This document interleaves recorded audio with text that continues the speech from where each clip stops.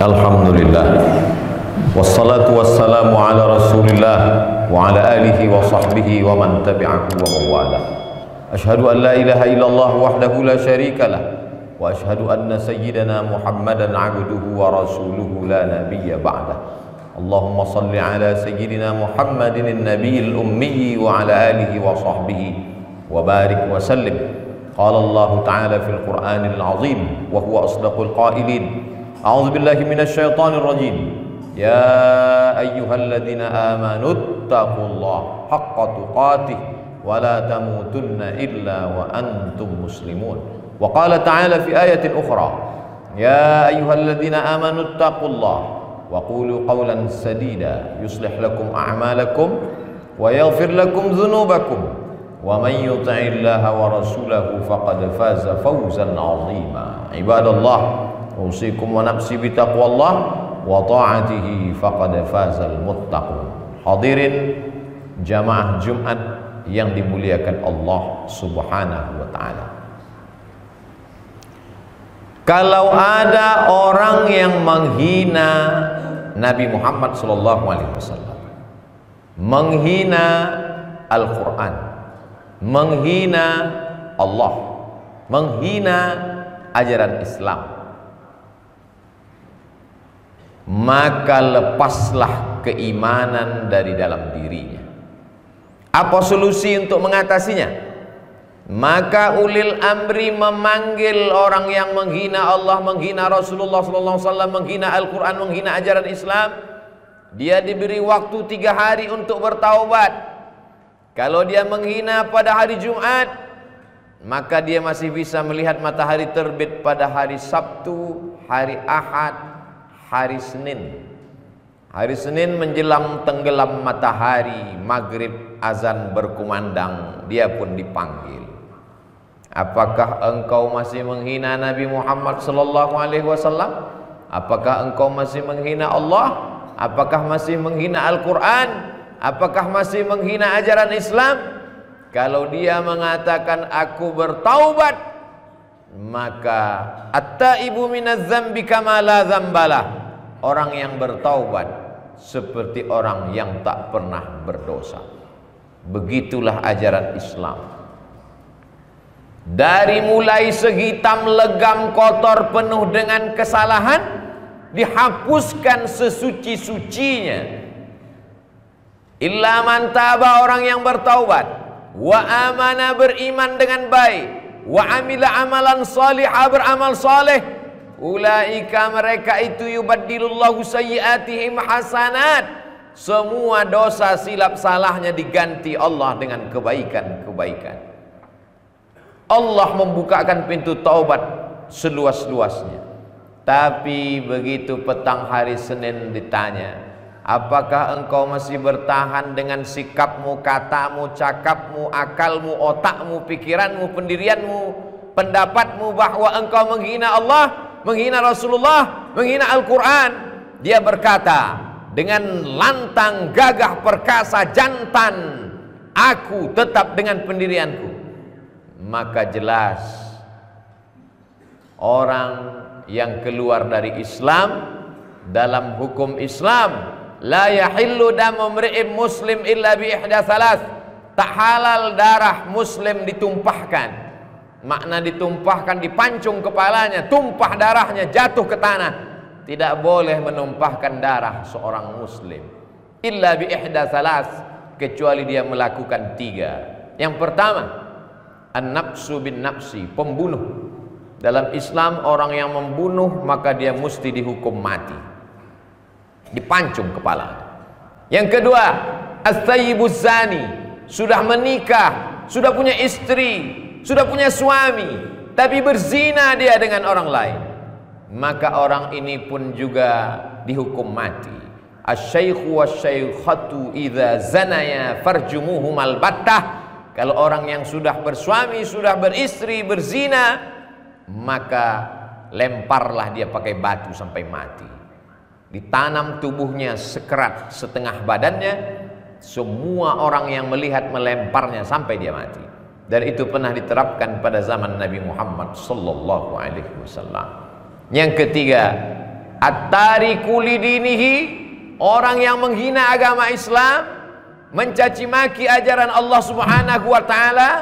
At-tariku lidinihi, meninggalkan agama Islam. Al-mufariqu lil jamaah, meninggalkan jamaah. As-sawadul a'zab, maka mereka pun juga halal ditumpahkan darahnya. Tidak ada solusi lain. Dimasukkan mereka ke dalam penjara, maka sesungguhnya menghabiskan anggaran negara untuk memberi makan, menggaji pegawai sipir. Jumlah kepolisian tidak lagi mencukupi dengan banyaknya kriminalitas. Akhirnya penjara bertumpuk-tumpuk dengan pelaku maksiat dan dosa. Padahal ada hukuman yang memberikan efek jera. Fungsi daripada hukuman adalah supaya orang jera tidak lagi melakukan perbuatan yang sama di masa yang akan datang. Apakah mengurung orang memberikan efek jera? Ada kalanya memberikan efek jera, tapi berapa kasus justru menjadi penjahat kecil setelah dikurung, berkumpul dengan penjahat-penjahat besar, mereka justru terkontaminasi dan menjadi penjahat lebih besar. Agama Islam datang untuk menjaga.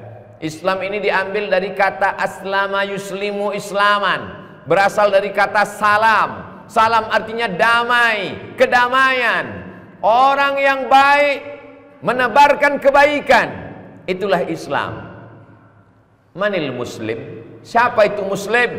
Man salimal muslimun min lisanihi wa yadihi. Selamat orang lain dari lisannya, lidahnya, wayadih, dari tangannya. Kalau ada orang mengaku muslim tapi lidahnya kasar, sumpah serapah, caci maki. Kalau ada orang mengaku muslim tapi tangannya kasar, memukul, menganiaya orang, sesungguhnya dia bukan muslim. Walaupun sholatnya rajin, puasa sunatnya banyak, dia terjebak pada ritual ibadah. Dia hanya pembaca teks agama, dia tidak menjalankan pesan-pesan agama. Walillahil asmaul husna, Allah punya nama banyak sekali. Fad'uhu biha, panggillah Allah dengan nama-nama yang banyak. Ya Rahman, Engkau Maha Pengasih. Ya Rahim, Engkau Maha Penyayang. Ya Salam, Engkau Maha Pemberi keselamatan. Di antara sekian banyak nama Allah dalam Al-Asmaul Husna, As-Salamul Mu'minul Muhaiminul Azizul Jabbar. Di antaranya adalah As-Salam, Allah yang memberikan kedamaian. Bagaimana mungkin kita bisa hidup damai kalau ada duri dalam daging yang senantiasa mengganggu, merongrong, merusak kebersamaan? Adapun orang-orang yang tidak seagama dengan kita, tidak sekeyakinan dengan kita, bagaimana Islam mengatur kedamaian? La yanhakumullahu 'anil ladzina lam yuqatilukum fid din wa lam yukhrijukum min diyarikum. Kalau mereka tidak mengusir kamu dari agama kamu, tidak mengusir kamu dari kampung halaman kamu, tidak memerangi kamu, antabarruhum, berbuat baiklah kamu kepada mereka. Wa tuqsitu ilaihim, bersikap adillah kepada mereka. Ketika Amr bin As sampai ke negeri berada di ujung Afrika Utara, negeri itu bernama Fustat. Sekarang kita mengenalnya dengan nama Mesir. Di Mesir ada non-muslim ortodok. Ketika itu pelebaran jalan, ada seorang ortodok yang teraniaya, lalu kemudian dia mengadu kepada Khalifah Amirul Mukminin Umar ibn Khattab. Umar bin Khattab mengambil tulang, lalu di tengah tulang itu dia garis lurus dengan ujung mata pedangnya. Dia tidak mengirimkan surat, dia tidak mengirimkan kata-kata, yang dikirimnya hanya tulang yang digaris dengan garis lurus. Tulang itu dibawa kepada gubernur Mesir Amr bin As radhiyallahu an. Menggigil Amr bin As melihat. Kenapa? Karena terkandung pesan yang dalam. Kenapa mesti tulang? Karena engkau hanyalah tulang yang dibalut dengan daging. Di dalamnya ada darah mengalir, dibalut dengan kulit dibalut dengan pakaian, jubah dan kehormatan, sampai masanya kau hanya akan menjadi tulang belulang. Garis lurus, engkau mesti jujur, lurus. Jangan pernah ada orang yang teraniaya walaupun berbeda agama. Begitulah Islam mengajarkan kedamaian, menjaga persatuan. Di kota Al-Madinah Al-Munawwarah ada Yahudi Bani Nadir, ada Yahudi Bani Quraizah, ada Yahudi Bani Qainuqa, ada Yahudi Khaybar. Islam hidup dengan kedamaian sampai akhirnya mereka melanggar perjanjian. Mereka mengejek, mengolok-olok Nabi. Kalau di kota Makkah Nabi diejek tidak melawan karena dia lemah. Tapi di kota Al-Madinah Al-Munawwarah dia yang paling berkuasa, dia pemimpin, baik yang muslim maupun yang tidak. Apa kata mereka kalau berjumpa dengan Nabi Muhammad SAW? Assalamu alaika. Orang Islam berjumpa mengucapkan assalamu alaika, keselamatan untukmu.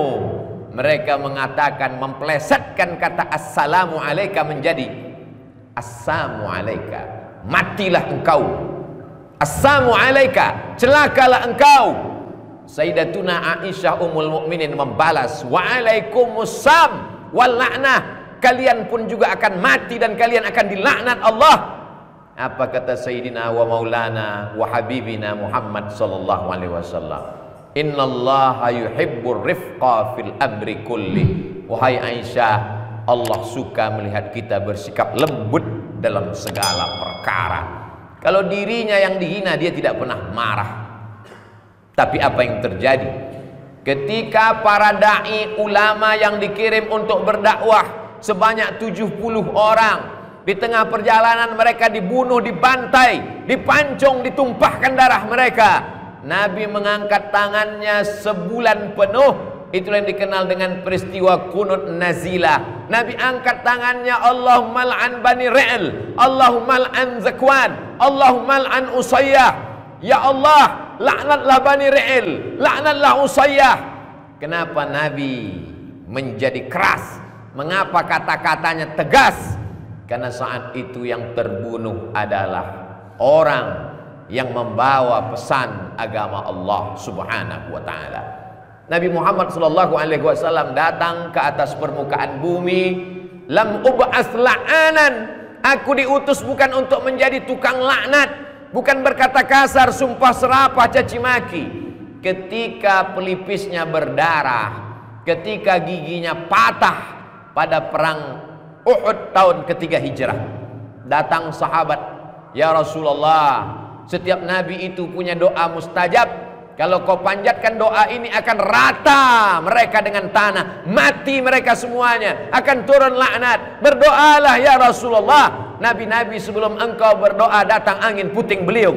Nabi-nabi sebelum engkau berdoa terbelah laut merah. Nabi-nabi sebelum engkau berdoa datang banjir bandang. Nabi-nabi sebelum engkau berdoa datang bumi terbelah menelan musuh-musuh Allah. Apakah Nabi memanjatkan doa itu? Kata Nabi, aku simpan doa mustajab itu syafa'atan li ummati yaumal qiyamah, menjadi syafaat untuk umatku pada hari kiamat. Dia simpan doa itu. Dia tidak ingin mereka mati dalam kekafiran. Dia doakan mereka, Allahumma hdi qaumi fa innahum la ya'lamun. Berikan mereka hidayah ya Allah. Mereka berbuat salah karena tak tahu. 1400 tahun sebelum kedatangan kita ke atas muka bumi ini, dia sudah menyayangi dan mencintai kita. Belum lagi emak dan ayah kita menikah, datuk kita belum berjumpa dengan nenek kita, dia sudah menyayangi kita. Biarlah giginya patah, biarlah pelipisnya berdarah, yang penting doa itu menjadi syafaat menolong kita pada hari kiamat. Mari kita merenung sejenak apa yang sudah kita lakukan untuk agamanya ini. Apa yang sudah kita bela? Apa yang sudah kita tolong? Yang punya jabatan, punya kekuasaan dititipkan Allah. Tolonglah agama Allah dengan harta, jabatan, kekuasaan, masa muda. Karena sampai masanya nanti keinginan kuat untuk beramal, tapi saat itu kesempatan tak lagi ada. Ada orang yang hartanya banyak tapi sibuk. Ada orang yang waktunya luang, hartanya tidak ada. Ada orang yang hartanya ada, waktunya ada, tapi hatinya tak terbuka untuk menolong agama Allah. Sampai pada masanya yang kaya mati, yang punya kekuasaan pun juga akan mati menghadap Allah Subhanahu wa ta'ala. Pada saat itu barulah mereka dalam penyesalan yang nyata. Rabbana ya Allah, absarna, mata kami sudah melihat azab, wa sami'na, telinga kami sudah mendengarkan azab, farji'na, balikkan lagi kami ke dunia, na'mal salihah, kami ingin beramal salih. Tapi nyawa tak lagi kembali ke dalam jasad, dunia tak lagi utuh semula.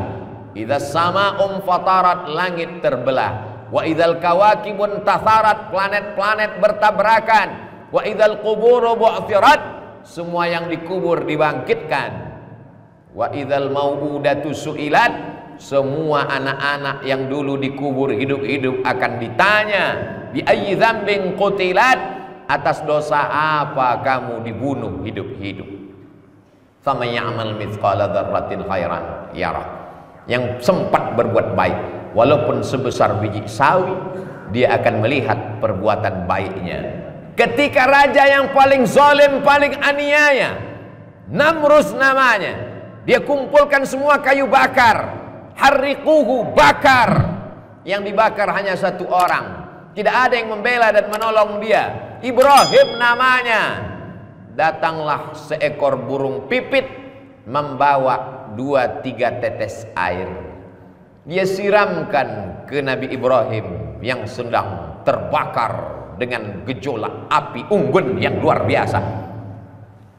Orang yang berakal akan berpikir dan bertanya-tanya, apalah guna setetes 2 tetes air dari burung pipit? Dia ambil air dari tepi sungai, dia bawa untuk memadamkan gejolak api yang membakar Nabi Ibrahim alaihissalam. Semua bertanya, hai burung pipit, kenapa kau bawa air? Tak ada gunanya setetes air itu kau siramkan. Air mengering, api tak padam. Apa jawab burung pipit?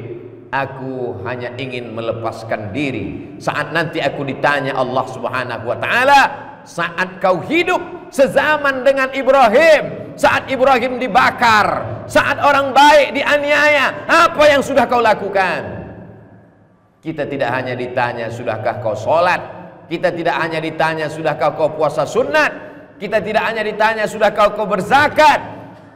Kita diam melihat orang baik dianiaya, kita diam melihat agama Allah diinjak-injak. Kita pun juga akan dituntut di hadapan Allah Subhanahu wa ta'ala. Aku tak bisa berbuat apa-apa, aku tak bisa berkata apa-apa.